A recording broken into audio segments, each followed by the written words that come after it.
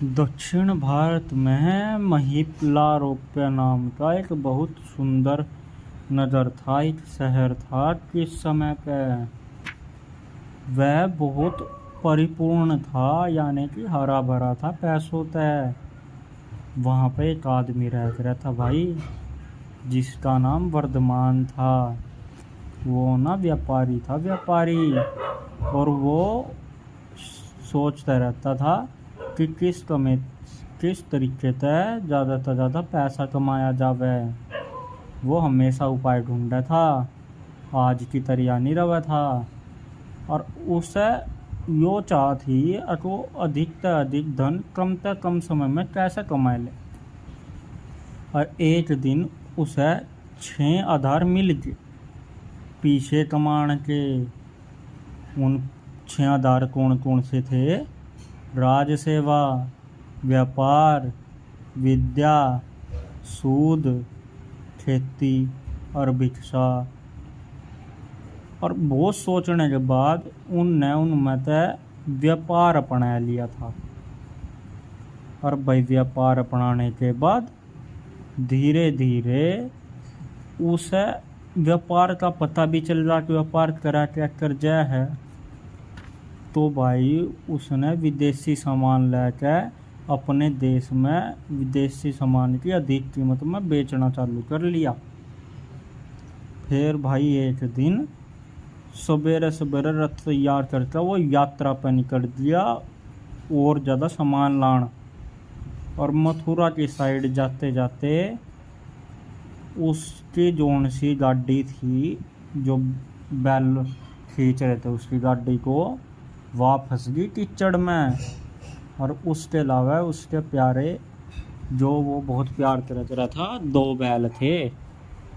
एक का नाम संजीवक और दूसरे का नाम नंदन। और भाई दोनों ऐसे दिखे थे बढ़िया मजबूत स्वस्थ। और चलते चलते भाई दलदल आ गई और दलदल में फंस गया संजीवक, जो कि बैल था उसका पैर। और बहुत ताकत लगाई वर्धमान ने भी औरों ने भी, लेकिन संजीवक का पैर गया टूट। हार का भाई संजीवक को वो जंगल में ही छोड़ के चला गया। और अपने 2 सेवक उसके पास छोड़ दिए और भाई ठीक हो जाएंगे तो इन्हें लेते आइयो। लेकिन भाई रात का समय, संजीवक पैर टूटा पड़ा हो जा नहीं सकता और जंगल में है। तो भाई जंगल में और हिंसक पशुओं की भी डरावनी आवाज़ आने लगी उसे। तो भाई जिस तरह ऐसे तैसे करके तो भाई नौकरों ने रात गुजारी। और सवेरा हो तो ही वे संयोजक को छोड़ के वे भाग गए और जाके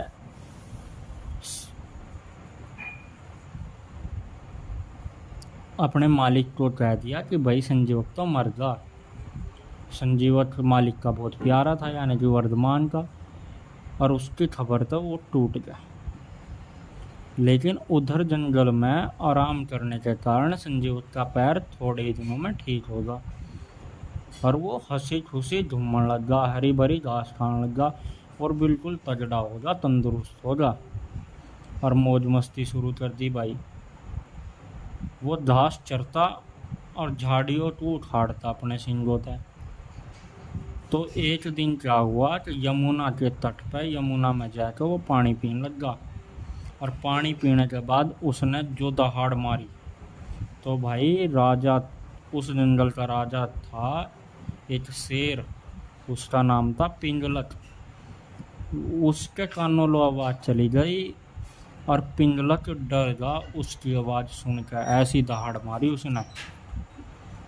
तो भाई उसे डरा हुआ देख कर झाड़ियों में दो गिद्दड़ छुपे हुए थे झाड़ियों में। उनका नाम था करकट और दमनक।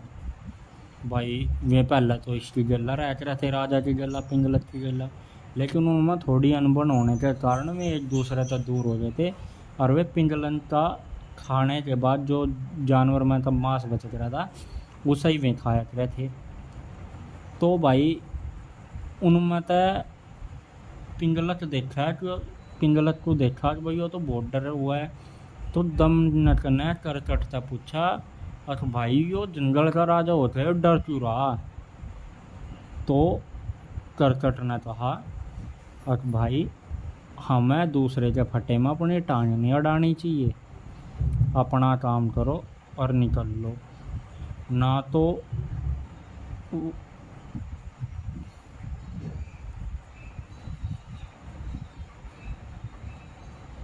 अगर कोई दूसरों के काम में टांग अड़ाता है तो तड़प तड़प कर मरता है, जैसे उस कहानी में वो बंदर मरा था।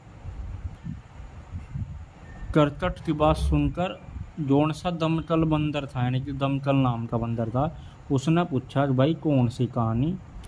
तो भाइयों, जो कहानी दमकल ने सुनाई थी वो हम तुम्हें कल को सुनाएंगे। जो करकट ने कहानी सुनाई, जो कहानी करकट